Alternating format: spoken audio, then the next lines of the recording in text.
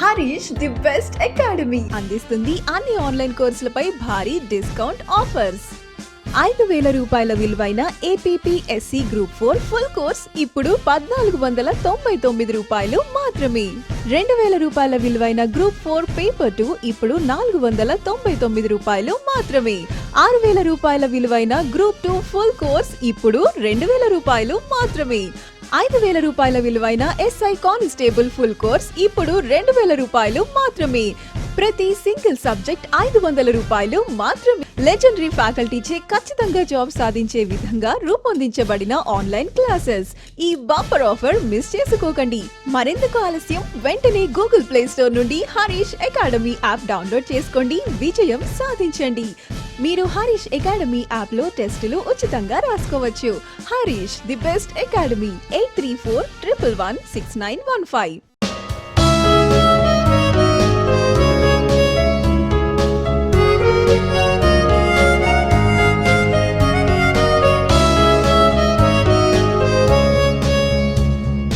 Hi friends, welcome to Harish academy. ఈరోజు వార్తలు నిలిచిన జాతీయ, అంతర్జాతీయ, రాష్ట్రీయ అంశాల గురించి, వార్తలు నిలిచిన వ్యక్తులు, అవార్డులు, పుస్తకాలు, మరి క్రీడా సంబంధిత సమాచారం, ఒక్కొక్క అంశాన్ని వివరంగా తెలుసుకుందాం.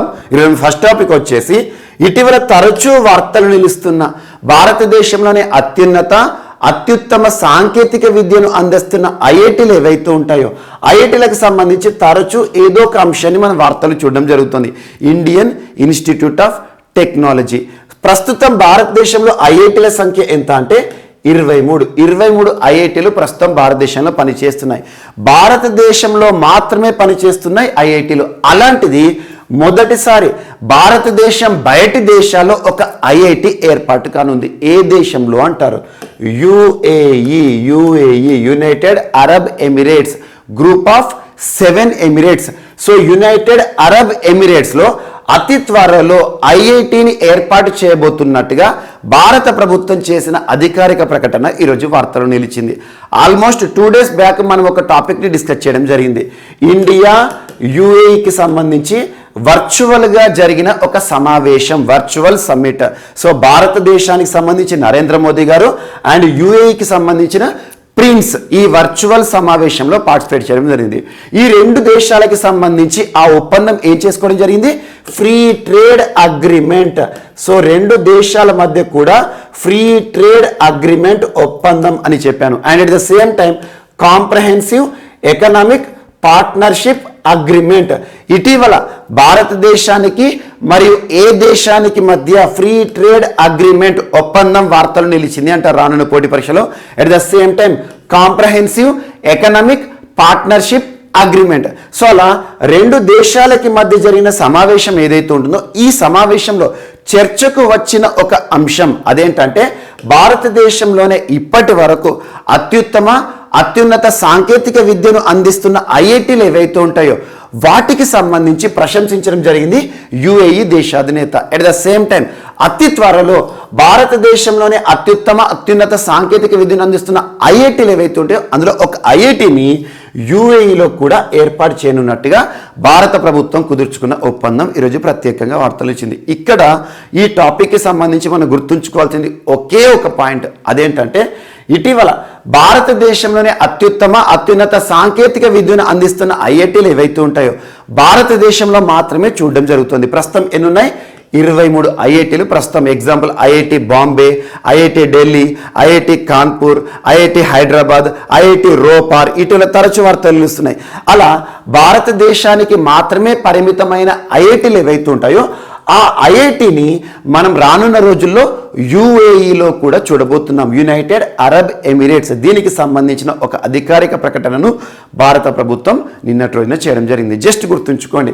సో భారతదేశం బయటి దేశాల్లో మొట్టమొదటి ఐఐటి ఇటీవల ఎక్కడ ఏర్పాటు కానుంది అంటే యుఏఈ అని గుర్తుంచుకోండి. ఇటీవలే భారత్కి యుఏఈకి మధ్య కుదిరిన ఒప్పందం ఏదైతే ఉంటుందో ఫ్రీ ట్రేడ్ అగ్రిమెంట్, లేదంటే ఈ వర్డ్ గుర్తుంచుకోండి సెపా అంటే కాంప్రహెన్సివ్ ఎకనామిక్ పార్ట్నర్షిప్ అగ్రిమెంట్. రెండు దేశాల మధ్య కూడా వాణిజ్యాన్ని మరింత పెంచాలి అనే ఉద్దేశంలో భాగంగా ఈ ఒప్పందం చోటు చేసుకొని జరిగింది.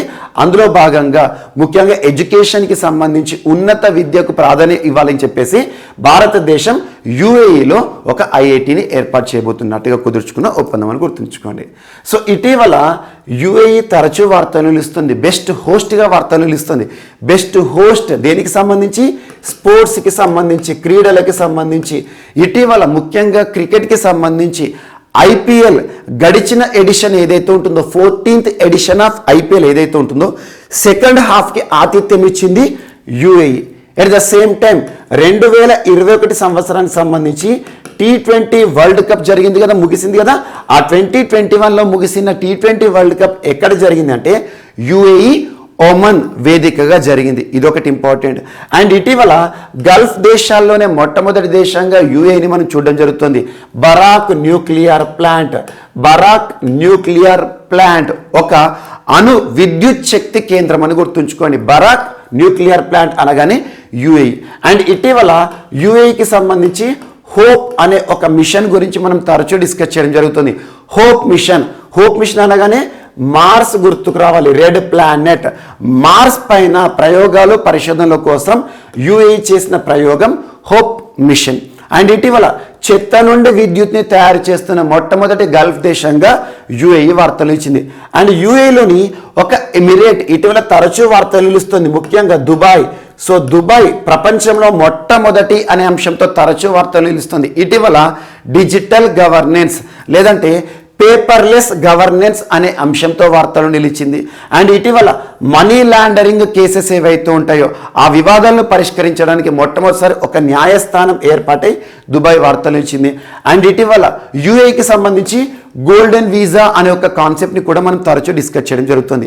ఎందుకు ఇవన్నీ చెప్తున్నానంటే భారత్ యుఏఈ మధ్య ఇటీవల ఫ్రీ ట్రేడ్ ఒప్పందం జరిగింది. సో దానికి సంబంధించి యుఏఈకి సంబంధించి ఇటీవల కాలంలో వార్తలు ఇచ్చిన అంశాలు ఏవైతే ఉంటాయో వాటిని డిస్కస్ చేయడం జరిగింది. ఇక ఐఐటీల విషయానికి వస్తే ఇటీవల తరచూ ఏదో ఒక ఐఐటి వార్తలు నిలుస్తుంది. ప్రతి వారం కూడా ఐఐటీలకి సంబంధించి ఒక సమాచారాన్ని మనం డిస్కస్ చేయడం జరుగుతుంది. అలా ఇటీవల ముఖ్యంగా ఢిల్లీకి సంబంధించి ఐఐటి ఢిల్లీ తరచూ వార్తలు నిలుస్తుంది. దేనికి సంబంధించి?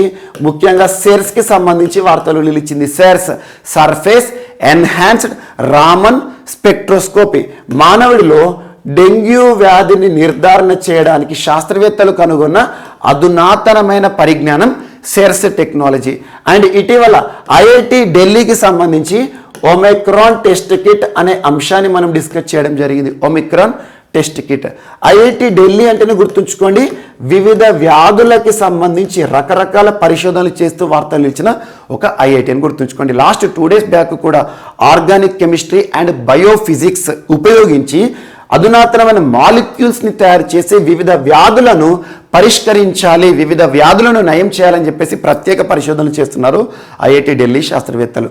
అండ్ ఇటీవల ఐఐటి హైదరాబాద్ కూడా తరచూ వార్తలు నిలుస్తుంది. IIT Hyderabad Suzuki innovation centre అనే అంశాన్ని మనం డిస్కస్ చేసాం.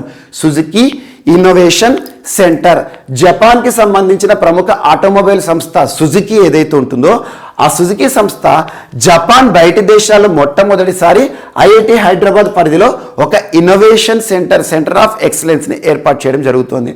అండ్ స్వరాజబిలిటీ అనే ఒక పోర్టల్ లేదా ఒక వెబ్సైట్ వార్తలు నిలిచింది. దేశంలోనే మొట్టమొదటి artificial intelligence based job portal for persons with disability అని గుర్తుంచుకోండి. అండ్ ఐఐటి హైదరాబాద్ సంబంధించి ఇటీవల హైడ్రోజెల్ అనే ఒక అంశాన్ని మనం డిస్కస్ చేసాం. కార్నియా సమస్యలు ఏవైతే ఉంటాయో మానవుడికి కార్నియా సమస్యలకి సంబంధించి శస్త్రచికిత్స అవసరం లేకుండానే నయం చేసే అధునాతనమైన పరిజ్ఞానం. అండ్ ఇటీవల భారతదేశంలోనే మొట్టమొదటి బయోబ్రిక్ బేస్డ్ హౌస్ అనగానే ఐఐటి హైదరాబాద్. అండ్ ఇటీవల ఐఐటి మద్రాస్ కూడా తరచూ వార్తలు నిలుస్తుంది. ఐఐటి మద్రాస్ అనగానే లాస్ట్ 2 days బ్యాక్ మీకు ఆక్వా మ్యాప్ అనే ఒక అంశాన్ని డిస్కస్ చేయడం జరిగింది. Aqua map. అండ్ ఇటీవల భారతదేశంలో మొట్టమొదటిసారి కాంక్రీట్ 3D ప్రింటింగ్ టెక్నాలజీని అనుసరించి ఒక హౌస్ని నిర్మించిన ఐఐటి. అండ్ ఇండస్ట్రీ కాన్క్లేవ్ అనే ఒక అంశాన్ని మనం డిస్కస్ చేయడం జరిగింది ఐఐటి మద్రాస్ సంబంధించి. రహదారి భద్రతకి సంబంధించి ఇరాడ్ అనే ఒక అంశాన్ని కానివ్వండి. సో వీటితో పాటు ఇటీవల కాలంలో ఐఐటి మద్రాస్ ఏ అంశాలు, ముఖ్యంగా శాస్త్ర అనే ఒక మ్యాగజిన్, శాస్త్ర మ్యాగజిన్ ఏ ఐఐటికి సంబంధించి ఇటీవల వార్తలు ఇచ్చింది అంటారు, ఐఐటి మద్రాస్. అండ్ ఇటీవల IIT Ropar smokeless cremation system కానివ్వండి, smokeless cremation system and AmbiTag అనే ఒక టెంపరేచర్ మానిటరింగ్ టెస్టింగ్ టూల్ వార్తలు నిలిచింది. అండ్ ఇటీవల కాలంలో ప్రపంచంలోనే మొట్టమొదటి plant based air purifier system మనకి ఐఐటి రోపార్కి సంబంధించి వార్తలు ఇచ్చింది. అండ్ ఇటీవల ఐఐటి బాంబే కూడా తరచు వార్తలు నిలుస్తుంది, యాంటీ క్యానోన్స్ లేదా హేల్ గన్స్ అనే అంశం కానివ్వండి. At the same time world's first ever micro sensor based nano sniffer అనే అంశంతో ఐఐటి బాంబే వార్తలు ఇచ్చింది. అండ్ ఐఐటి గౌహతి ఇటీవల తరచు వార్తలు నిలుస్తుంది. ఎలక్ట్రిక్ వాహనాల్లో వాడే లిథియం అయాన్ బ్యాటరీస్ ఏవైతే ఉంటాయో వాటి యొక్క కెపాసిటీ బిల్డింగ్కి సంబంధించి పరిశోధనలు చేస్తున్నారు. అండ్ ఇటీవల ఐఐటి జోధ్పూర్ రీసెంట్గా తరచు వార్తలు నిలుస్తుంది. ముఖ్యంగా కరోనా వైరస్ ఏదైతే ఉంటుందో, కరోనా వైరస్కి సంబంధించి ఈ కరోనా వ్యాధి ఏదైతే ఉంటుందో ఆ వ్యాధిగ్రస్తులు ఉంటారు కదా, డయాగ్నోసిస్కి సంబంధించి x ray based artificial intelligence based testing అనే ఒక అంశం సంబంధించి వార్తలు ఇచ్చింది. ఇలాంటి అంశాలను ప్రత్యేకంగా లింక్ చేసుకోండి. ఐఐటీలకు సంబంధించి రానున్న పోటీ పరీక్షలో ఏదో ఒక ప్రశ్నను మనం చూసే అవకాశం ఉంటుంది. సో ఐఐటి యుఏఈలో మొట్టమొదటిసారి భారతదేశం బయట ఒక ఐఐటి ఏర్పాటు అనే అంశం వార్తలు ఇచ్చింది. అండ్ నెక్స్ట్ ఈరోజు ఆపరేషన్ నన్హే పరిస్తే, ఆపరేషన్ నన్హే ఫరిష్తే, ఫరిష్తే అనే ఒక అంశం వార్తలు నిలిచింది. ఆపరేషన్ నన్హే ఫరిష్తే ఎవరికి సంబంధించిందంటే railway protection force or railway police force. So రైల్వేలో కూడా పోలీసులు ఉంటారు కదా, ఆర్పిఎఫ్ అంటాం. సో ఆర్పిఎఫ్ వాళ్ళు ఇప్పటికే రైల్వేలో, భారత రైల్వేలో అమలు చేస్తున్న ఒక ప్రత్యేకమైన ఆపరేషన్, ప్రత్యేకమైన సంరక్షణ కార్యక్రమం నన్హే ఫరిష్తే.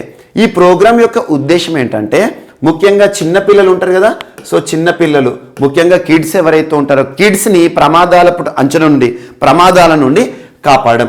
ఆపరేషన్ నన్హే ఫరిష్తే అనేది ప్రస్తుతం భారతదేశంలో అద్భుతంగా అమల్లోకి వచ్చింది అని చెప్పేసి మినిస్ట్రీ ఆఫ్ రైల్వేస్ వారు ఒక ప్రత్యేక ప్రకటన చేశారు.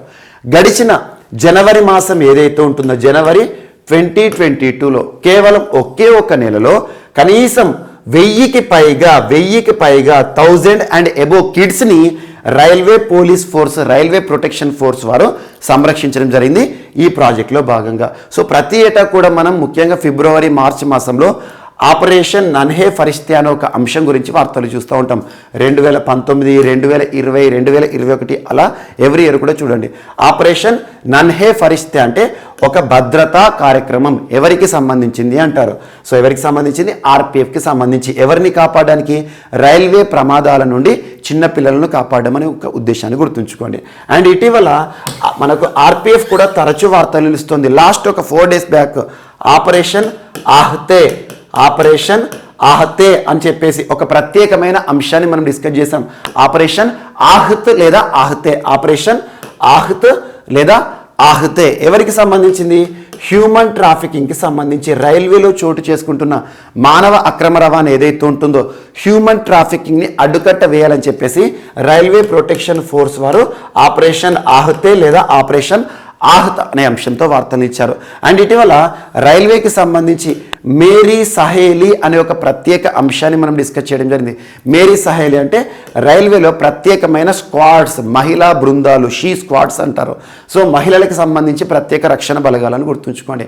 అండ్ ఇటీవల ఆపరేషన్ మైత్రి శక్తి అని చెప్పేసి రైల్వేలకు సంబంధించి తరచు మనం చూసాం. ఆపరేషన్ జీవన్ రక్ష అని చెప్పేసి రైల్వే ప్రమాదాలకు సంబంధించిన ఒక ప్రత్యేక ఆపరేషన్. ఇలాంటి అంశాలను ప్రత్యేకంగా లింక్ చేసుకోండి. ఈరోజు మాత్రం operation Nanhe ఫరిష్తే just old programme ఇప్పటికీ అమలవుతుంది. ఎందుకు వార్తలు ఇచ్చిందంటే దీనికి సంబంధించిన ప్రోగ్రెస్ ఉంటుంది కదా, దీని యొక్క ప్రయోజనం ఏ రకంగా జరుగుతుంది అని చెప్పేసి మినిస్ట్రీ ఆఫ్ రైల్వేస్ వారు ఈ ప్రోగ్రామ్ని పొగడడం జరిగింది. జస్ట్ గుర్తుంచుకోండి, ఆపరేషన్ నన్హే ఫరిష్తే ఆర్పిఎఫ్ పోలీసులకి సంబంధించి, సో రైల్వే ప్రమాదాలకి సంబంధించి అడ్డుకట్ట వేసే ఒక కార్యక్రమాన్ని గుర్తుంచుకోండి సరిపోతుంది. అండ్ ఇటీవల రైల్వేకి సంబంధించి, ఇండియన్ రైల్వేకి సంబంధించి మనం డిస్కస్ చేసిన అన్ని అంశాలు, ముఖ్యంగా FSSAIకి సంబంధించి ఈట్ రైట్ రైల్వే స్టేషన్లుగా గుర్తింపు పొందిన 6 రైల్వే స్టేషన్లు కానివ్వండి, అండ్ రైల్వేలో అధునాతన పరిజ్ఞానాలు కానివ్వండి, అతి ఎత్తైన అతి పొడవైన రైల్వే సొరంగం అని చెప్పేసి మనకు బారాముల్లా, ఉదంపూర్, శ్రీనగర్ అని చెప్పేసి జమ్మూ కాశ్మీర్కి సంబంధించి ఇటీవల అతి పొడవైన సొరంగ మార్గం ప్రపంచంలోనే, ఇలాంటి అంశం ఏవైతే ఉంటాయో వాటిని మనం లింక్ చేసుకుంటూ చూడండి. అండ్ నెక్స్ట్ ఈరోజు మరొక అంశం, సో బెల్జియం దేశం వార్తలు నిలిచింది. బెల్జియం దేనికి సంబంధించి అంటే వారంలో 4 రోజులు మాత్రమే పని దినాలు అనే అంశంతో మరొక దేశం వార్తలు ఇచ్చింది. ఆ దేశమే బెల్జియం. వారంలో 4 రోజులు మాత్రమే పని దినాలు, సేమ్ ఇలాంటి ఒక అంశాన్ని వారంలో 4.5 రోజులు మాత్రమే పని దినాలు అనే అంశాన్ని ఇప్పటికే మనం UAEకి సంబంధించి డిస్కస్ చేయడం జరిగింది. సో ఇక్కడ బెల్జియం, సో బెల్జియంలో జరుగుతున్న వర్కింగ్ ప్రెషర్ కానివ్వండి, చాలామంది కూడా అడుగుతున్నారు, మాకు వర్క్ ప్రెషర్ జరుగుతుంది, పీడనానికి గురవుతున్నాం అని చెప్పేసి ఇటీవల ప్రభుత్వానికి వినతి పత్రాన్ని దాఖలు చేయడం జరిగింది. సో ప్రభుత్వం ఈ వినతి పత్రాన్ని స్వీకరించేసేసి బెల్జియంలో అన్ని రంగాల్లో కూడా వారానికి 4 రోజులు మాత్రమే పని దినాలు ఉంటాయి, మిగతా ఏవైతే ఉంటాయో అవి హాలిడేస్ అని చెప్పేసి ప్రత్యేక ప్రకటన చేశారు. సో 7 రోజుల్లో కేవలం 4 రోజులు, అంటే చాలా తక్కువ పని దినాలని గుర్తుంచుకోండి. అంటే వారంలో 3 రోజులు సెలవు. అదే UAE తీసుకున్నారనుకోండి, వారంలో 2.5 days holidays, 4.5 days working days. అలా పని దినాలకి సంబంధించి ఏదైనా అంశం వార్తలు ఇస్తే జస్ట్ ఏ దేశం, ఆ పని దినాలు ఏంటి, వర్కింగ్ అవర్స్ కానీ వర్కింగ్ డేస్ కానీ ఎన్నో గుర్తుంచుకోండి సరిపోతుంది. And next ప్రమర్శ్ are పరామర్శ్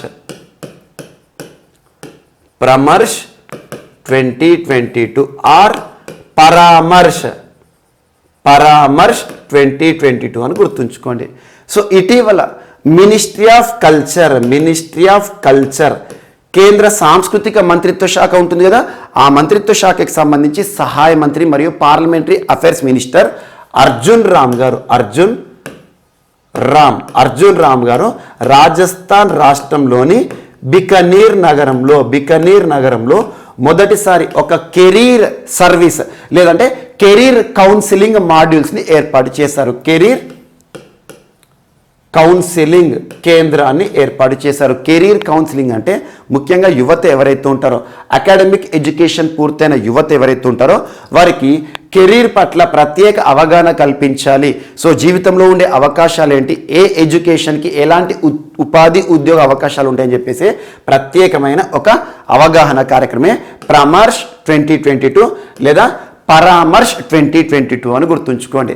so national institute of career services వారి ఆధ్వర్యంలో ఈ ప్రోగ్రామ్ని అమల్లోకి తీసుకొచ్చారు. అట్ ద సేమ్ టైం ఏ మంత్రిత్వ శాఖ ఇన్వాల్వ్ అయిందంటే ministry of labour and employment, కేంద్ర కార్మిక మరియు ఉపాధి మంత్రిత్వ శాఖ. సో ప్రారంభించింది మాత్రం మినిస్ట్రీ ఆఫ్ కల్చర్కి సంబంధించిన గుర్తుంచుకోండి. సో ప్రమర్శ్ ఆర్ పరామర్శ్ ముఖ్యంగా ఉపాధి అవకాశాల పట్ల యువతకి అవగాహన కల్పించాలి. దీన్ని సింపుల్గా అకాడమీస్ని ఇండస్ట్రీస్ని అనుసంధానం చేసే ఒక ప్రత్యేకమైన అవగాహన కార్యక్రమం అని చెప్పుకోవచ్చు. ఎందుకంటే అకాడమిక్స్లో విద్యను పూర్తి చేసుకున్న యువత ఎవరైతే ఉంటారో, ఔత్సాహిక యువత ఎవరైతే పరిశ్రమలు ప్రారంభించాలనుకున్నా, ఎవరైనా ఉపాధి అవకాశాలను పొందాలనుకున్నా కూడా వారికి ఎలాంటి అవకాశాలు ఉంటాయని చెప్పేసి కెరీర్ కౌన్సిలింగ్ని ఇచ్చే ఒక ప్రత్యేక కార్యక్రమమే ప్రమర్శ్. ఎక్కడ ప్రారంభించారో రాజస్థాన్ రాష్ట్రంలోని బికనీర్ సిటీ. ఇటీవల బికనీర్ సిటీ కూడా తరచూ వార్తలు నిలుస్తుంది. దేనికి సంబంధించి డిస్కస్ చేశాం, భారతదేశంలోనే మొట్టమొదటి COVID-19 వ్యాక్సినేషన్, దేనికి సంబంధించి డోర్ టు డోర్ వ్యాక్సినేషన్ అనే ఒక ప్రత్యేక అంశం విషయంలో రాజస్థాన్ రాష్ట్రంలోని బికనీర్ ప్రత్యేకంగా వార్తలు ఇచ్చింది. అండ్ ఇటీవల రాజస్థాన్ రాష్ట్రానికి సంబంధించి తరచూ మనం ఏదో ఒక అంశాన్ని చూస్తున్నాం. ముఖ్యంగా ఒక కుమార్ సశక్తికరణ్ యోజన అని చెప్పేసి కుమార్ సశక్తికరణ్ యోజన ఆఫ్ KVICకి సంబంధించి ఇంప్లిమెంటేషన్ విషయంలో చారిత్రక పోఖ్రాన్ నగరం వార్తలు నిలిచింది. అండ్ పురాతన అంబాగఢ్ కోట వివాదం గురించి మనం డిస్కస్ చేశాం. అండ్ ఇటీవల చెట్లు నాటే కార్యక్రమం ఘర్ ఔషధి యోజన అని చెప్పేసి ఆయుష్ బేస్డ్ ఎకానమీకి ఇంపార్టెన్స్ ఇవ్వాలని చెప్పేసి రాజస్థాన్ రాష్ట్ర ప్రభుత్వం ప్రతి ఇంటికి కూడా 4 ఆయుర్వేద మొక్కలను డిస్ట్రిబ్యూట్ చేస్తుంది. అండ్ ఇటీవల బాల్య వివాహాలను అరికట్టాలి అని చెప్పేసి వివాహ పత్రికలు ఉంటాయి కదా, మ్యారేజ్ ఇన్విటేషన్ కార్డ్స్ ఉంటాయి కదా, వాటిపైన ఖచ్చితంగా డేట్ ఆఫ్ బర్త్ని ముద్రించాలి అని చెప్పేసి. సో ఇలాంటి అంశాలతో పాటు ఇటీవల రాజస్థాన్ రాష్ట్రానికి సంబంధించి మనం డిస్కస్ చేసిన అంశాలు ఏవైతే ఉంటాయో వాటన్నిటిని కూడా లింక్ చేస్తూ చూడండి. అండ్ నెక్స్ట్ డెఫ్ ఎక్స్పో వార్తలు నిలిచింది. ప్రతి 2 ఏళ్లకు ఒకసారి, ప్రతి 2 సంవత్సరాలకు ఒకసారి చూసే డెఫ్ ఎక్స్పో అంటే డిఫెన్స్ రక్షణ మంత్రిత్వ శాఖకి సంబంధించి ఒక ఎగ్జిబిషన్ అని గుర్తుంచుకోండి. 2022 అంటే ప్రతి 2 ఏళ్ళకి ఒకసారి అంటున్నాను. లాస్ట్ టైం 2020లో జరిగింది అన్నట్టు, ఇప్పుడు 2022. ఎప్పటి నుండి ప్రారంభమైంది డెఫ్ ఎక్స్పో అంటే 1996 నుండి ప్రతి 2 ఏళ్ళకి ఒకసారి బై ఎన్ఈఎల్ అంటాం. బై ఎన్ఈఎల్ అంటే 2 ఏళ్ళకు ఒకసారి, సో ఎవ్రీ 2 ఇయర్స్. అదే బై యాన్యువల్ అన్నాం అనుకోండి, ఎవ్రీ ఇయర్లో కూడా 2 టైమ్స్ జరుగుతుంది. So it is a biannual exhibition. So డిఫెన్స్కి సంబంధించి అన్ని రకాల ఎగ్జిబిషన్స్, అంటే మనకు యుద్ధ విమానాలు కానివ్వండి, రక్షణ రంగంలో ఉపయోగపడే తుపాకులు కానివ్వండి, రక్షణ రంగానికి సంబంధించిన ఒక ప్రత్యేకమైన ఎగ్జిబిషన్.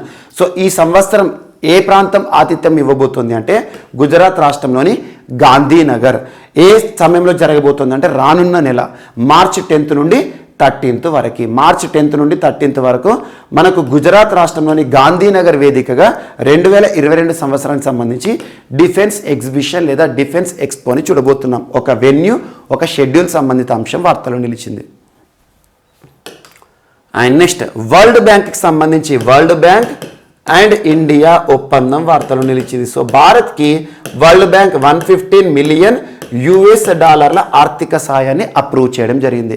$115 మిలియన్ ఆర్థిక సాయాన్ని భారతదేశానికి వరల్డ్ బ్యాంక్ అప్రూవ్ చేయడం జరిగింది. ప్రపంచ బ్యాంకు అంటాం. హెడ్ క్వార్టర్ ఇక్కడ మనకు వాషింగ్టన్ DC కేంద్రంగా పనిచేస్తుంది. ప్రస్తుతం హెడ్గా, డైరెక్టర్గా ఎవరున్నారంటే డేవిడ్ మాల్పాస్ గారు విధులు నిర్వర్తిస్తున్నారు.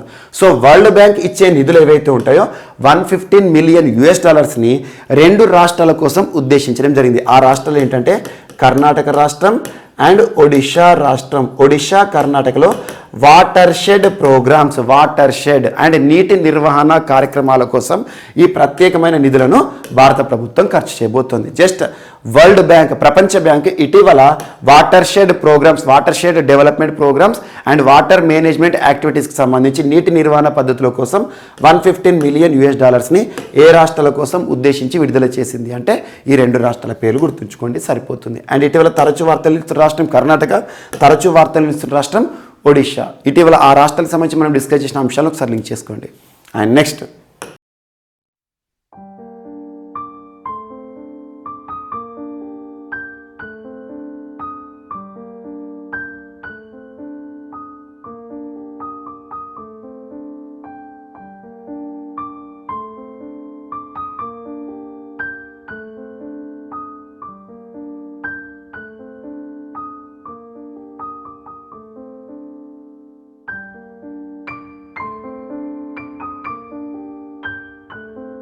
సో ఈరోజు మన నెక్స్ట్ టాపిక్ వచ్చేసి ఐక్యరాజ్య సమితి అనుబంధ సంస్థ UNCTAD విడుదల చేసిన కొన్ని గణాంకాలు వార్తలు నిలిచాయి. UNCTAD వార్తలు నిలిచిన సంస్థ అంతర్జాతీయ సంస్థ, ఐక్యరాజ్య సమితి అనుబంధ సంస్థ. చాలా ఇంపార్టెంట్ ఆర్గనైజేషన్. దీని యొక్క హెడ్ క్వార్టర్ ఎక్కడ అంటే జెనీవా, స్విట్జర్లాండ్ కేంద్రంగా పనిచేస్తుంది. జెనీవా ఎక్కడ ఉంది?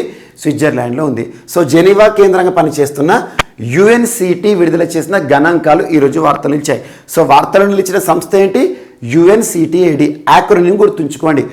UN అంటే యునైటెడ్ నేషన్స్, C అంటే conference, trade and development. So ప్రపంచ వాణిజ్యానికి సంబంధించి, అభివృద్ధికి సంబంధించి పనిచేస్తున్న ఒక అంతర్జాతీయ సంస్థ, ఐక్యరాజ్య సమితి అనుబంధ సంస్థ ఏది అంటే UNCTAD, United nations conference on trade and development. Trade అంటే ఏంటి? వాణిజ్యం. అంటే ఏంటి? ఎగుమతులు దిగుమతులకి సంబంధించి. వీరు విడుదల చేసిన గణాంకాలు దేనికి సంబంధించి అంటే 2021 సంవత్సరంలో ప్రపంచ వాణిజ్యం ఎంత మొత్తంలో జరిగింది అని చెప్పేసి ఒక ఫిగర్ని విడుదల చేశారు. అది ఎంతనట అంటే $28.5 ట్రిలియన్. సో 2021 సంవత్సరంలో ప్రపంచ వాణిజ్యం ఇంత మొత్తంలో జరిగిందంట. $28.5 ట్రిలియన్. సో ఇక్కడ వీరు ఏం చెప్తున్నారు UNCTAD వారంటే, సో గడిచిన 2020 సంవత్సరం 2019 సంవత్సరంతో పోలిస్తే అద్భుతంగా ప్రపంచ వాణిజ్యం అనేది మరొకసారి గాడిన పడింది అని చెప్పడం జరుగుతుంది. మరొకసారి గాడిన పడింది అని ఎందుకు చెప్తున్నా అంటే, 2020 సంవత్సరంలో ప్రపంచాన్ని కుదిపేసిన కరోనా మహమ్మారి ప్రపంచవ్యాప్తంగా లాక్డౌన్ అనే నిబంధనను మనం చూసాం. ప్రపంచంలోని ఆల్మోస్ట్ అన్ని దేశాలు కూడా లాక్డౌన్ నిబంధనను 2020 సంవత్సరంలో విధించడం జరిగింది. సో అప్పటితో పోలిస్తే ఈ సంవత్సరం 2021 సంవత్సరం గడిచిన సంవత్సరంలో 15% ట్రేడ్ అనేది ఎక్కువగా జరిగిందట. అదే 2019 సంవత్సరంతో పోలిస్తే 13% ట్రేడ్ అనేది ఎక్కువగా జరిగిందట. జస్ట్ ఇక్కడ మనం గుర్తుంచుకోవాల్సింది 2021 సంవత్సరంలో ప్రపంచ వాణిజ్యం ఎంత మొత్తంలో జరిగింది అని చెబుతూ UNCTAD వారు విడుదల చేసిన గణాంకాలు వార్తలు ఇచ్చాయంటే $28.5 ట్రిలియన్. ఇది ఒకటి గుర్తుంచుకోండి. అండ్ ఐక్యరాజ్య సమితి అనుబంధ సంస్థ UNCTADకి సంబంధించి ఇటీవల నూతన హెడ్గా రెబెక్కా గ్రెన్స్పాన్ గారు వార్తలు నిలిచారు. రెబెక్కా గ్రెన్స్పాన్ యాక్చువల్గా UNCTAD చరిత్రలోనే మొట్టమొదటి మహిళా హెడ్, మహిళా డైరెక్టర్గా రెబెక్కా గ్రెన్స్పాన్ గారి గురించి మనం 2021 సంవత్సరంలో డిస్కస్ చేయడం జరిగింది. సో ఇటీవల వార్తలు నిలిచిన అంతర్జాతీయ సంస్థలు ఏవైతే ముఖ్యంగా ఐక్యరాజ్య సమితి అనుబంధ సంస్థలపైన ప్రత్యేక శ్రద్ధ చూపండి. WHO కానివ్వండి, ILO కానివ్వండి, UNCTAD కానివ్వండి, వరల్డ్ ఫుడ్ ప్రోగ్రామ్ కానివ్వండి, FAO food and agriculture organisation కానివ్వండి, అండ్ UNDP కానివ్వండి, వీటిపైన ఖచ్చితంగా రానున్న పోటీ పరీక్షలో ఏదో ఒక ప్రశ్నను మనం చూసే అవకాశం ఉంటుంది. ముఖ్యంగా స్టాటిక్ పాయింట్స్లో కాకుండా ఇటీవల కాలంలో ఎందుకు వార్తలు ఇచ్చాయనే అంశాన్ని చూడండి, సరిపోతుంది. అండ్ నెక్స్ట్ మధ్యప్రదేశ్ రాష్ట్రానికి సంబంధించి కొన్ని పథకాలు ఈరోజు వార్తలు నిలిచాయి. ఇటీవల మధ్యప్రదేశ్ రాష్ట్ర ముఖ్యమంత్రి శివరాజ్ సింగ్ చౌహాన్ గారు ఒక పథకం ముఖ్యం. ఆ పథకం దేనికి సంబంధించి అంటే రాష్ట్రంలో యువతకి ఉపాధి అవకాశాలను సృష్టించే ఒక పథకం. ఆ ప్రోగ్రాం పేరు ఏంటంటే సంత్ రవిదాస్ స్వరోజ్గర్ యోజన. సంత్ రవిదాస్ స్వరోజ్గర్ యోజన అంటే ఏంటంటే సంత్ రవిదాస్ గారి పేరిట. సో భారతదేశ చరిత్రలో ఎప్పటికీ గుర్తుండిపోయే ఒక వ్యక్తి సంత్ రవిదాస్ గారు. తన పేరిట రోజ్గర్ అనే పదం మీకు ఎక్కడ కనిపించినా గుర్తుంచుకోండి, ఉపాధి అనే అర్థాన్ని ఇస్తుంది. స్వరోజ్గర్ అంటే ఏంటి? స్వ అంటే సెల్ఫ్, సొంత, అంటే సెల్ఫ్ ఎంప్లాయ్మెంట్ అన్నట్టు. సెల్ఫ్ ఎంప్లాయ్మెంట్ ప్రోగ్రామ్ ఇది. సో మధ్యప్రదేశ్ రాష్ట్ర ప్రభుత్వం రాష్ట్రంలోని యువత ఎవరైతే ఉంటారో, ఔత్సాహిక యువత ఎవరైతే ఉపాధి అవకాశాల కోసం వేచి చూస్తున్నారో వారిని దృష్టిలో ఉంచుకొని ఈ ప్రోగ్రామ్ని లాంచ్ చేశారు. ఈ ప్రోగ్రాంలో భాగంగా మధ్యప్రదేశ్ రాష్ట్రంలోని యువతకు సబ్సిడీ కూడా ఇస్తారు. ఎవరైనా ఇండస్ట్రీస్ ఎస్టాబ్లిష్ చేసేవారు ఎవరైతే ఉంటారో వారికి సబ్సిడీస్ ఇవ్వడం కానివ్వండి, ఇండస్ట్రీస్కి సంబంధించి ప్రత్యేక ప్రోత్సాహాలు ఇచ్చే ఒక కంపెనీ, ఒక ప్రత్యేకమైన కార్యక్రమం. అండ్ ఇంకొక అంశం chief ministers scheduled caste special project. Chief ministers scheduled caste special project అనే ఒక అంశాన్ని కూడా ప్రారంభించారు. ఇది దేనికి సంబంధించి అంటే ఇందులో భాగంగా షెడ్యూల్డ్ క్యాస్ట్ వారు ఎవరైతే ఉంటారో, యువత ఎవరైతే ఉంటారో వారికి స్వయం ఉపాధి అవకాశాలు కల్పించడానికి 2 కోట్ల రూపాయల కార్పస్ ఫండ్ కూడా ఏర్పాటు చేయడం జరిగింది. జస్ట్ గుర్తుంచుకోండి, షెడ్యూల్డ్ క్యాస్ట్కి సంబంధించి ప్రత్యేకమైన ఒక programme. And Bhimrao Ambedkar economic welfare అనే ఇంకొక ఇనిషియేటివ్ని కూడా తీసుకొచ్చారు. భీమ్రావ్ అంబేడ్కర్ ఎకనామిక్ వెల్ఫేర్ అంటే ఏంటి? ఆర్థిక పరమైన ప్రయోజనాలు చేయడానికి మధ్యప్రదేశ్ రాష్ట్ర ప్రభుత్వం ఈ 3 అంశాలతో ఇటీవల వార్తలు ఇచ్చింది. అందులో అన్నిటికంటే ఇంపార్టెంట్ సంత్ రవిదాస్ స్వరోజ్గర్ యోజన. ఇటీవల ఏ రాష్ట్ర ప్రభుత్వం రాష్ట్రంలోని నిరుద్యోగ యువతకి ఉపాధి అవకాశాలను సృష్టించడానికి సంత్ రవిదాస్ స్వరోజ్గర్ యోజన అనే అంశంతో వార్త నిలిచిందంటే మధ్యప్రదేశ్.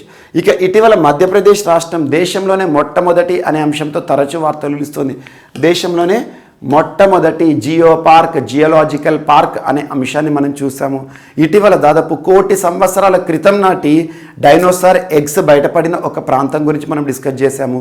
అండ్ ఆన్లైన్ ఎడ్యుకేషన్ సంబంధించి హమారా ఘర్ హమారా విద్యాలయ అనే ఒక అంశము ఆన్లైన్ ఎడ్యుకేషన్ సంబంధించి మధ్యప్రదేశ్ రాష్ట్రము.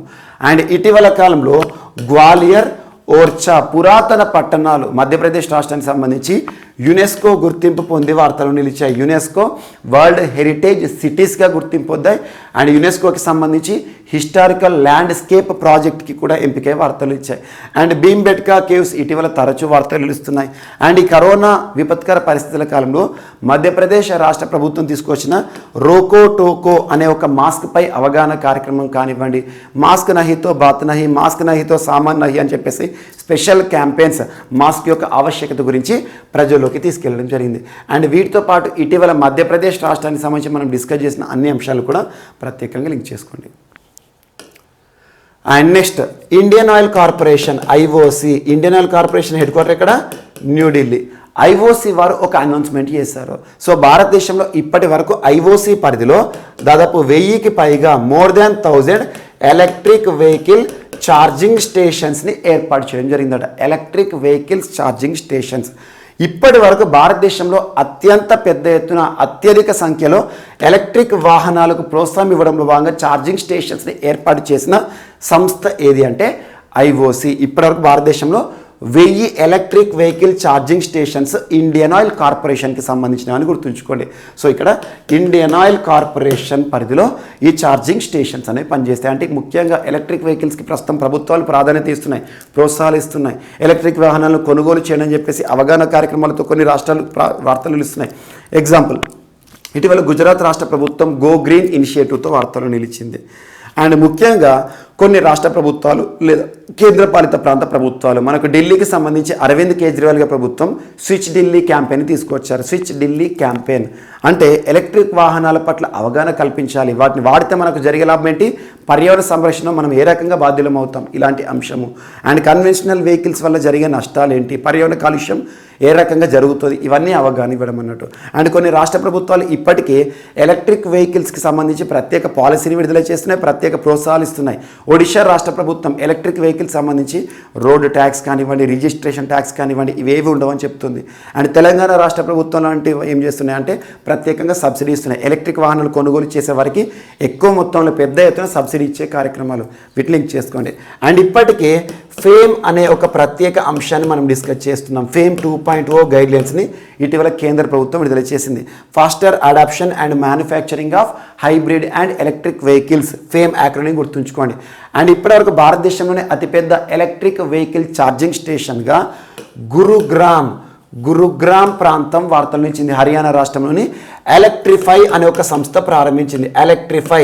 ఎలక్ట్రిఫై అనే సంస్థ దాదాపు 100 కార్లకు ఒకేసారి ఛార్జింగ్ చేసే ఉద్దేశంలో అతిపెద్ద ఎలక్ట్రిక్ వెహికల్ ఛార్జింగ్ స్టేషన్ అని చెప్పేసి గురుగ్రామ్ ప్రాంతానికి సంబంధించి మనం డిస్కస్ చేస్తాం. ఇలాంటి అంశాలు లింక్ చేసుకోండి. రానున్న రోజుల్లో ఎలక్ట్రిక్ వెహికల్స్కి మరింత ప్రాధాన్యత ఇవ్వబోతున్నాయి ప్రభుత్వాలు. అండ్ నెక్స్ట్, సో రెండు సంస్థలు ఒక ఒప్పందాన్ని కుదుర్చుకునే వార్తలు ఇచ్చాయి. అదేంటంటే నాఫెడ్ సంస్థ మరియు ఐఓసి, ఇండియన్ ఆయిల్ కార్పొరేషన్. ఇందాక వార్తలు ఇచ్చింది కదా, ఐఓసికి సంబంధించి మరొక అంశం. IOC national agriculture cooperative marketing federation of India, భారతదేశంలో వ్యవసాయ రంగానికి సంబంధించి పనిచేస్తున్న నాఫెడ్ సంస్థతో ఐఓసి కుదుర్చుకున్న ఒప్పందం బయోఫ్యూయల్ మ్యానుఫ్యాక్చరింగ్కి సంబంధించి. బయోఫ్యూయల్కి ప్రోత్సాహం ఇవ్వాలి, బయోఫ్యూయల్ పట్ల అవగాహన కల్పించాలని చెప్పేసి ఒక ఒప్పందం వార్తలు ఇచ్చింది. జస్ట్ టు ద పాయింట్ ఎక్స్ట్రాగా గుర్తుంచుకోండి, ఎందుకంటే ఐఓసికి సంబంధించి ఇందాక డిస్కస్ చేశాం కాబట్టి దానికి సంబంధించిన ఒక ఒప్పందం, నాఫెడ్కి ఐఓసికి మధ్య కుదిరిన ఒప్పందం. అండ్ నెక్స్ట్, ఈరోజు వార్తలు నిలిచిన ఒక 2 సంస్థలు భారతదేశంలో సూపర్ కండక్టర్స్ తయారీకి సంబంధించి. సో ఇటీవలే భారత ప్రభుత్వం సూపర్ కండక్టర్స్కి ప్రత్యేక ప్రోత్సాహం ఇస్తుంది. అందులో భాగంగా ప్రొడక్షన్ లింక్డ్ ఇన్సెంటివ్ స్కీమ్లో భాగంగా 76,000 కోట్ల రూపాయలను కూడా విడుదల చేయడం జరిగింది. సో ఇక్కడ సూపర్ కండక్టర్స్ ఏవైతే ఉంటాయో, ముఖ్యంగా ఎలక్ట్రిక్ పరికరాలు కానివ్వండి, ఎలక్ట్రిక్ రంగంలో పనిచేసే సూపర్ కండక్టర్స్ తయారీకి సంబంధించి 2 సంస్థలు, భారతదేశానికి సంబంధించిన ప్రముఖ మైనింగ్ సంస్థ వేదాంత సంస్థ అండ్ తైవాన్కి సంబంధించి ఫాక్స్కాన్ అనే సంస్థ. ఇటీవల వార్తల్లో నిలిచిన ఫాక్స్కాన్ సంస్థ ఏ దేశానికి సంబంధించిన అంటే తైవానీస్ అని గుర్తుంచుకోండి. ఫాక్స్కాన్ సంస్థకి మరియు వేదాంత సంస్థకి మధ్య కుదిరిన ఒప్పందం.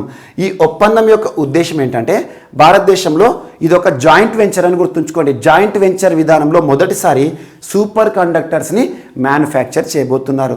యాక్చువల్గా ఫాక్స్కాన్ అని పిలిచిన ఒకటే, హాన్ హాయ్ సంస్థ అని పిలిచిన ఒకటే, హాన్ హాయ్ సంస్థ అని పిలిచిన, ఫాక్స్కాన్ అని పిలిచిన ఒకటే. సో ఫాక్స్కాన్కి వేదాంతాకి మధ్య కుదిరిన ఒప్పందం సూపర్ కండక్టర్స్ మ్యానుఫ్యాక్చరింగ్కి సంబంధించి అని గుర్తుంచుకోండి. And next national science week ఈరోజు వార్తలు నిలిచింది. National science week. So national science వీక్ని రానున్న రేపటి నుండి ఫిబ్రవరి 22 నుండి ఫిబ్రవరి 28 మధ్య ఆల్మోస్ట్ 1 వీక్ పాటు మనకు ICMR Indian council of medical research and national institute of nutrition NIN మరియు ICMR పరిధిలో science week, national science week కార్యక్రమాలను నిర్వహించబోతున్నారు. అంటే భారతదేశంలో వైజ్ఞానిక రంగానికి సంబంధించి ప్రత్యేకంగా అవగాహన కల్పించడానికి ప్రతి ఏటా కూడా ఎగ్జిబిషన్స్ కానివ్వండి, వివిధ సైన్స్ రిలేటెడ్ ఆర్గనైజేషన్స్ వారికి సంబంధించిన ఇన్నోవేషన్స్ని ప్రదర్శించడానికి ఉపయుక్తంగా ఉంటుందన్నట్టు. సో సైన్స్ వీక్ షెడ్యూల్ అనేది ఈరోజు వార్తలు ఇచ్చింది. సో రేపటి నుండి 22 నుండి 28 వరకు. 28 యొక్క ప్రత్యేకత ఏంటి? మనము భారతదేశంలో సైన్స్ డేగా, నేషనల్ సైన్స్ డేగా జరుపుకోవడం జరుగుతుంది. సివి రామన్ గారికి సంబంధించి రామన్ ఎఫెక్ట్ అనే అంశాన్ని ఇక్కడ లింక్ చేసుకోండి.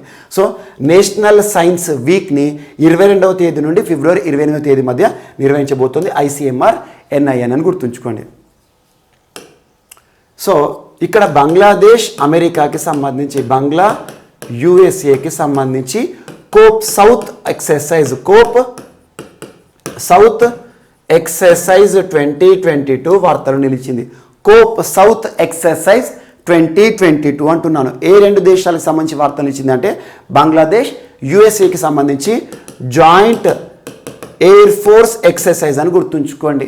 సంయుక్త వైమానిక దళ విన్యాసాలు కోప్ సౌత్ ఇటీవల వార్తలు ఇచ్చింది. ఏ 2 దేశాలకు సంబంధించి అంటే బంగ్లా, USA.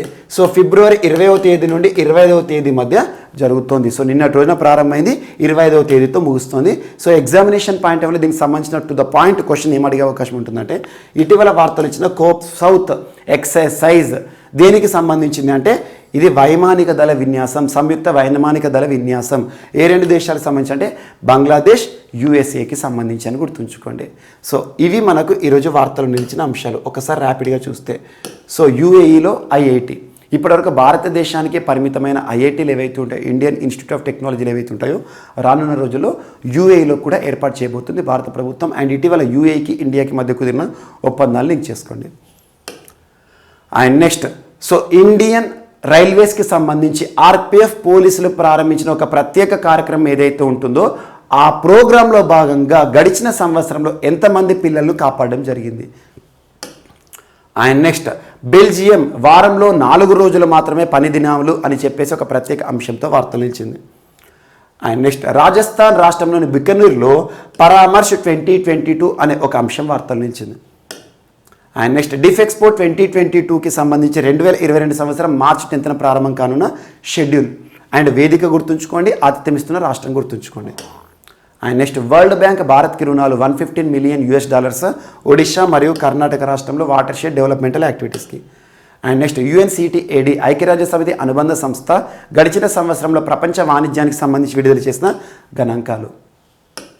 అండ్ నెక్స్ట్ మధ్యప్రదేశ్ రాష్ట్ర ప్రభుత్వం ప్రారంభించిన ఒక ప్రత్యేక కార్యక్రమం సంత్ రవిదాస్ స్వరోజ్గర్ యోజన. స్వరోజ్గర్ అంటే స్వయం ఉపాధి కార్యక్రమం.